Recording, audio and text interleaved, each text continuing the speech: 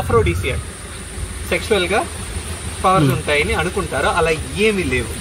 దీని ఎగ్స్ కానీ గుడ్లు కానీ దీని కానీ పౌడర్ చేస్తారు, లేవంటే వంట చేసి తింటారు. Main reason they believe it as medicinal property. అలా యాక్చువల్గా ఏమీ లేవు, nothing is proven. So India, Malaysia, Sri Lanka, మన పక్కన ఉన్న దేశంలో ఇంక్లూడింగ్ పాకిస్తాన్ అన్ని చోట్ల దొరుకుతాయండి. సైటీస్ అన్ని we have a specific international agreement, convention on international trade of endangered species. దాంట్లో అపెండిక్స్ 2లో వస్తాయి. దాని కింద దీన్ని ట్రేడ్ చేయడానికి కుదరదు. IUCN ఇండెక్స్లో ఇట్ ఈస్ వల్నరబుల్. ఎక్కువ ఇల్లీగల్ హంటింగ్ వల్ల వల్నరబుల్ అని చెప్తున్నాను. మన ఏరియాలో ఎక్కువ అమలాపురం, రాజమండ్రి కవతల సైట్, వెస్ట్ గోదావరి ఆ ప్రాంతంలో ఎక్కువ దొరుకుతాయి. ఎందుకంటే ఫిషింగ్ పాండ్స్ ఎక్కువ ఉంటాయి, దాంట్లో ఉంటుంది. ఇది చిన్న చిన్న పురుగులు, ప్రాన్స్, తర్వాత seed, flowers. So omnivorous, veg తింటాయి, నాన్ వెజ్ తింటాయి. సో అవన్నీ తింటాయి. ఓకే.